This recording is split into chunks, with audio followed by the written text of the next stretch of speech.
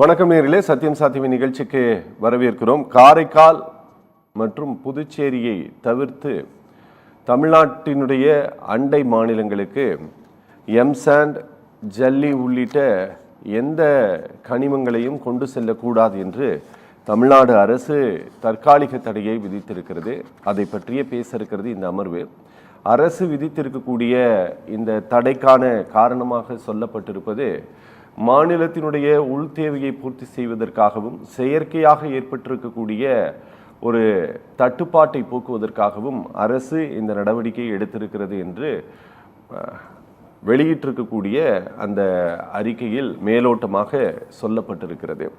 உண்மையிலேயே தமிழ்நாடு அரசு கனிம வளத்துறையினுடைய இயக்குனர் வெளியிட்டிருக்கக்கூடிய இந்த விதித்திருக்கக்கூடிய இந்த தற்காலிக தடையின் விளைவாக கட்டுமானங்களுக்கு பயன்படக்கூடிய எம்சாண்ட், ஜல்லி உள்ளிட்ட பொருட்கள் விலை குறைவதற்கு வாய்ப்பு இருக்கிறதா?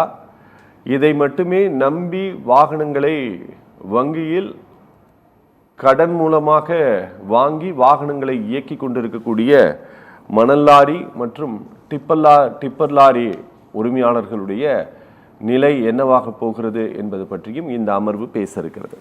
4 விருந்தினர்கள் பங்கேற்கிறார்கள். பூவுலகின் நண்பர்கள் அமைப்பு சார்பில் பங்கேற்கிறார் வழக்கறிஞர் வெற்றிச்செல்வன், ஃபெய்ரா அமைப்பினுடைய தலைவர் திரு ஹென்றி, குவாரி உரிமையாளர்கள் சங்கத்தினுடைய சட்ட ஆலோசகர் வழக்கறிஞர் பிரதாப் சிங், அதே போல டிப்பர் லாரி உரிமையாளர்கள் சங்கம் சார்பில் திரு டேவிட் ராஜ் இன்னும் சற்று நேரத்தில் நம்மோடு இணைய இருக்கிறார். இணைந்திருக்கக்கூடிய மூவரை வரவேற்று நிகழ்ச்சிக்குள் போகலாம். 3 பேருக்கு வணக்கம். அரசாங்கம் இந்த தடைக்கு சொல்லி இருக்கக்கூடிய காரணம் மாநிலத்தினுடைய உள் தேவையை பூர்த்தி செய்வதற்காக இந்த தடையை நாங்கள் விதிக்கிறோம். நீங்கள் வெளியிலலாம் எங்கேயும் கொண்டு போகக்கூடாது, கொண்டு போனால் காரைக்காலும் பாண்டிச்சேரி மட்டும்தான் கொண்டு போகணும்னு சொல்லியிருக்காங்க. இங்கே உள் தேவை அப்படின்னா நீங்கள் குறிப்பாக அண்டை மாநிலத்துக்கு கொண்டு போகக்கூடிய தூத்துக்குடி, கன்னியாகுமரி, நெல்லை அங்கெல்லாம் எடுக்கக்கூடாதுன்ட்டாங்க. உள் தேவையை பூர்த்தி செய்வதற்கு இதர மாநிலங்களில் இருக்கக்கூடிய குவாரிகளின் உற்பத்தியே போதுமானதாக இருக்குமா? இல்லை இதர மாவட்டங்கள் இங்கே இருக்கக்கூடிய உற்பத்தியை இங்கே உள் தேவையை பூர்த்தி பண்ணுவதற்கு போதுமானதாக இருக்குமான்னு? இல்லை சார், இப்போது நகரியமயமாக்கலில் பெருமளவில் இங்கே கட்டுமான பணிகள் வந்து நடைபெற்று வருகிறது. சரி. ஸோ இந்த கட்டுமானத்துக்கு தேவையான அடிப்படை கட்டுமான பொருட்கள் இங்கே இருக்கிறத பூர்த்தி செய்ய முடியுமானா நம்ம ஏற்கனவே இப்போ ஆந்திராவிலேருந்துலாம் இப்போ நம்ம இம்போர்ட் பண்ணிட்டு தான் இருக்கோம், பண்ணுறோம். ஆந்திராவிலேருந்துலாம் நிறைய நம்ம குவாரிகள் வந்து இப்போ செயல்பட்டுக்கிட்டு தான் இருக்குது. இங்கே ஏன்னா ஆந்திராவுக்கு அருகில் இருக்குது நம்ம சென்னை மாநகராட்சியினுடைய கட்டுமான தேவையை பூர்த்தி செய்கிறதுக்கு நம்ம ஆந்திராவில் தான் பெரும்பான்மையாக இப்போ வந்து நம்ம எடுத்துகிட்ருக்குறோம். சரி. ஸோ அதனால் இப்போ இவங்க ஒரு முயற்சி பண்ணியிருக்கிறாங்க. இந்த முயற்சியின் மூலமாக இப்போ இது வரைக்கும் எவ்வளவு டன் நமக்கு கனிம வளங்கள் வெளி மாநிலங்களுக்கு அண்டை மாநிலங்களுக்கு வந்து எடுத்து செல்லப்பட்டது அப்படிங்கிற தகவலை இவங்க ஒன்றும் ப்ராப்பராக டிரான்சிட் வச்சோ அல்லது வந்து ப்ராப்பராக ஒரு எவ்வளோ நம்பர் ஆஃப் லோடு நமக்கு வெளியில் போகுதுங்கிற ஒரு சரியான ஒரு பட்டியல் வந்து நமக்கு இல்லை.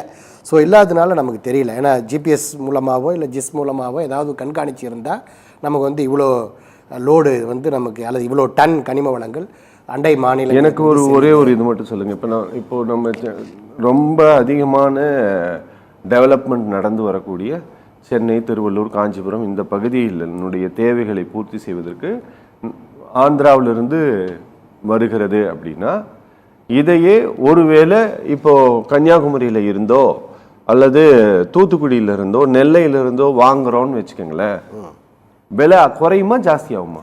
டிரான்ஸ்போர்ட் காஸ்ட் கூட தான் சார் கூட தான் செய்யும். ஆமாம், போக்குவரத்துக்கான கட்டணங்கள் வந்து கட்டாயம் உயர தான் செய்யும். ஓகே. நியர்பை நீங்கள் இதை பொறுத்த வரைக்கும் அந்தந்த நகரமே இப்போ வளர்ந்துட்டு தான் வருது. இப்போ நீங்கள் திருநெல்வேலினா திருநெல்வேலியினுடைய புறநகர் பகுதிகள் பெருமளவில் கட்டுமானத்துறையில் வளர்ச்சி.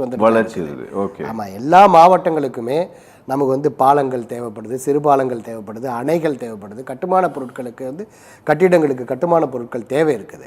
ஸோ அந்த உள்ளூர் பகுதியினுடைய தேவைகள் பூர்த்தி செய்யாமலேயே இவங்க அண்டை மாநிலங்களில் வந்து அதிகப்படியான விலை கிடைக்குது அப்படிங்கிறதுனால இவங்க இதை வந்து சட்டவிரோதமாக கடத்தி செல்கிறாங்க. இது ஒரு வகையான கடத்தல் தான் இது.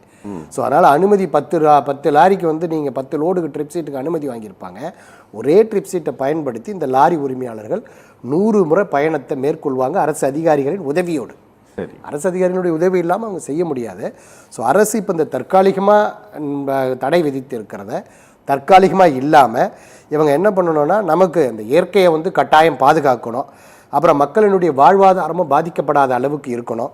அடுத்தது இந்த கட்டுமானத்துறையினுடைய வளர்ச்சிக்கு ஏதுவான அளவுக்கு சப்ளை ஸ்டாக் வந்து கரெக்டாக இருக்கா, டிமாண்ட் இல்லாமல் அப்படிங்கிறத பார்க்கணும். சட்டவிரோதமான அந்த சுரங்கத்தையும் தடுத்து நிறுத்தணும். இது அனைத்தையும் வந்து சமநிலையை ஏற்படுத்தும் கொள்கை தான் ஒரு நீடித்த தீர்வாக நமக்கு இருக்கும். இது நிரந்தரமாக நீங்கள் தடை விதிக்கணும், தற்காலிகமாக தடை விதிக்கணும் அப்படிங்கிறத தாண்டி இயற்கை வந்து நமக்கு கொடுத்துருக்கிற மிகப்பெரும் அருங்கொடை இந்த கனிமம். ஸோ இந்த பூமித்தாய் நமக்கு கொடுத்துருக்கிற அந்த கனிமத்தை பாதுகாக்க வேண்டிய பொறுப்பும் கடமையும் அரசுக்கு மட்டுமில்லை, ஒவ்வொரு குடிமகனுக்கும் இருக்குது. ஏன்னா இது அடுத்த இன்றைக்கி இருக்கக்கூடிய இந்த மலை, இந்த கற்கள், இன்றைக்கி நம்ம எல்லாத்தையும் கற்களாக உடைச்சி எடுத்துகிட்டு போகிறது எல்லாமே அடுத்த தலைமுறைக்கான பெரிய மலை. நீங்கள் பெரும் மலைகளை உடைத்து வானுயர கட்டடங்களை கட்ட முடியும். ஆனால் நீங்கள் ஒரு பெரிய வானுயர மலையை உருவாக்க முடியுமா அப்படின்னா உருவாக்க முடியாது. இதுக்கு ஆயிரக்கணக்கான ஆண்டுகள் ஆகும். ஆயிரக்கணக்கான ஆண்டுகளில் இயற்கை உருவாக்கக்கூடிய ஒரு மலையை ஒரு சில ஆண்டுகள்லேயே நம்ம மனிதர்கள் வந்து உடைத்து அதை வந்து பயன்படுத்திடுறோம். ஸோ அதனால் இப்போ அரசு அறிவித்திருக்கிற இந்த திட்டத்தின் மூலமாக கட்டாயம் நம்முடைய மாநிலத்தில் நடைபெறுகின்ற அந்த கட்டுமானத்துக்கு தேவையான உற்பத்தி பொருட்கள் வந்து கரெக்டாக கிடைக்கும் அப்படிங்கிற ஒரு நம்பிக்கை இருக்கிறது ஒன்று. இரண்டாவது, ஏற்கனவே அரசு வந்து என்ன பண்ணிட்டாங்க, சில வரன்முறையை கொண்டு வந்துட்டாங்க.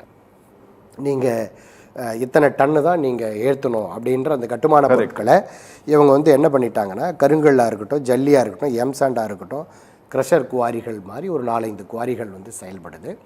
இந்த குவாரிகளில் வந்து அவங்க இவ்வளவு வெயிட்டு தான் நீங்கள் கொண்டு போகணும்னு சொன்ன உடனே ஏற்கனவே ஒரு 30% முதல் 40% வரை கட்டுமான பொருட்களுடைய விலை வந்து உயர்ந்துடுச்சு, அதிகமாகிடுச்சு. ஆமாம், அதிகமாகிடுச்சு. அதனால் கட்டுமான பொருட்கள் விலை உயர்வின் காரணமாக குறிப்பிட்ட நேரத்துக்குள்ளே அந்த குறிப்பிட்ட ஒரு தொகைக்கு ஒப்பந்தம் போட்டிருப்பாங்க கட்டுநர்கள்.